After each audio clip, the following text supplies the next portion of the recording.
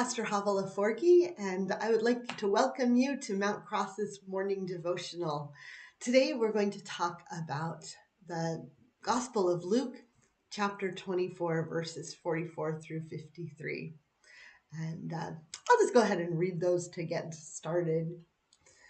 Jesus said, "These are my words that I spoke to you while I was still with you, that everything written about me in the law of Moses, the prophets, and the Psalms must be fulfilled."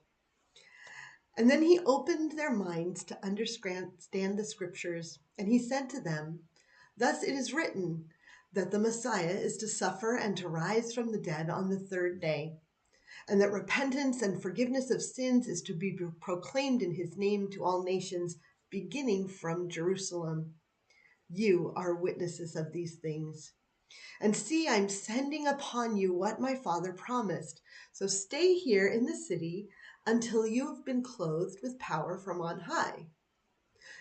And then he led them out as far as Bethany, and lifting up his hands, he blessed them. While he was blessing them, he withdrew from them and was carried up into heaven. And they worshiped him and returned to Jerusalem with great joy. And they, the disciples, were continually in the temple, blessing God. This scene, generally proclaimed and taught right around the end of the Easter season, is sometimes called the Ascension of Jesus. And it's a beautiful moment. But I think somehow that Jesus leaves these disciples in suspense. "Okay, disciples," he says, "God promised you something, and I'm going to send it. So stay in the city until you've been empowered." Lots of suspense. But still, he lets them then follow him to Bethany, a city about 2 miles outside of Jerusalem on the eastern slope of the Mount of Olives. And there's lots of layers of memory on the Mount of Olives for these disciples. The Garden of Gethsemane is at the foot of it. When Jesus weeps for Jerusalem and longs to take the city under his wing, he is looking at it from the Mount of Olives. And even more, it was written that prophets were buried there. David had ascended it weeping when he was in flight from his son Absalom. And in the book of Ezekiel, the glory of the Lord left the city and went up, you guessed it, to the Mount of Olives. So when they get there, Jesus blesses them. And even as he's giving this blessing, he begins to move away from them and is carried up to heaven. They worship him. And then they return to Jerusalem with great joy, and they're continually in the temple blessing God right back. Their earlier joy, a joy of astonishment and disbelief in verse 41 of this chapter, has now given way to great joy, and they can hardly contain themselves. They return to Jerusalem, the text says. But this Greek word for return, it's hypostrepson, and it's got excitement contained in it. A little running step here and there. Our word hyper is the same root. Isn't that a great image? Very youthful. This word with hyper in it is used for the shepherds when they're astonished at the birth of Jesus, and they hyperstrep back to tell everyone. And in another section of Luke where the disciples have cast out demons and they're hyped up and they're hyperstrepping back to tell Jesus all about it. Great stuff. Have you ever had a skip in your step like that? Maybe thinking about propriety, but you just couldn't keep it all in? I remember one of those times as a very young person, about 10 years old. And it was truly a time when I think back at it that changed my life, kind of reoriented it. See, my parents had bought this horse. She was sickly and skin and bones, and she was also very, very pregnant. Fast forward, not very long and not very much recovery, the mare delivers the foal, and I fell instantly in love with this little beautiful creature. But then things got scary. The first 24 hours after delivery went okay, but then this sickly mare gets more sick. She won't have anything to do with her baby. She won't eat. She won't drink. She has symptoms of a disease called colic, but the vet says they're not exactly right. Somehow it's decided to load her into a trailer and haul her to the vet hospital at the University of Oregon. The foal is left behind. He's very weak, and the general consensus was that he hadn't gotten good nutrition and he didn't have much of a chance. But I could try. Oh, and I tried. So afraid I was going to lose this new life, this new love.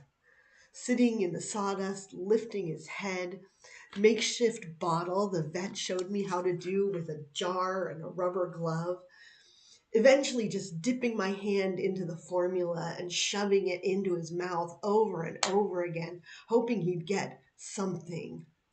Crying the way only a terrified kid can. I don't remember falling asleep next to him, but what I do remember is waking up because he was sucking on my fingers. He took the makeshift bottle, he drank half of it and then thrashed around and struggled to his feet, and then he drank the rest. I hugged him around the neck, but that wasn't enough. I couldn't contain myself. The fears of the night were gone. I hyper-strepped right out of that barn looking for someone to tell into the very early morning with the sun coming up and February frost everywhere. That moment changed my life. That foal took me outside of myself and into caring for the needs of another creature at a young age. And I think that shaped me in a lot of ways. It was a new life worth hyperstrepping into. And even though it would be a lot of years before I could put that into a context of faith, I see that run in these disciples. And how much more so, how could they possibly contain themselves? And where are they skip running to? Back to Jerusalem, back to their lives that are now completely different, completely reoriented because of Jesus, and back to the temple to worship. And it says that they blessed God continually. They now have a worship-centric life. I think that continually in the temple is both literal and figurative.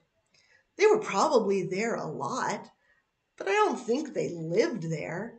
In my imagination, they ate food other places, talked with friends, worked, and paid their bills, yet were continually in the temple. They had a lifestyle of worship. They were so invested now in their faith that it was like they left a piece of themselves in the temple continually. And because of that, everything was different. Now, a worship-centered life isn't a fantasy where everything's perfect and bad things don't happen. It comes with vulnerability. If I hadn't fallen in love with that baby horse, I would never have found myself crying in the sawdust. A worship-centric life comes with being open to the emotions that we feel. Jesus' invitation comes with risk. Worship as a priority means a life committed all the time. Every action considered a sacred act because you follow Jesus. Worship is the core of Christian life. It's the first response to the resurrected Christ, and that all other joyful responses flow from. Jesus prepped the disciples for this worship-centric life long before he blessed them on the Mount of Olives. And we read his words in Luke's 10th chapter, all your heart and with all your soul and with all your strength and with all your mind. That's what you were born for. That's passion that produces the skip run. So if you're living a life of faith, get ready. Christ is risen.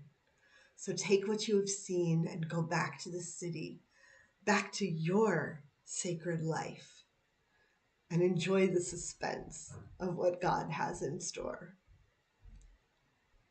Have a great rest of your day and a great rest of your week. And I hope to see you here on Sunday.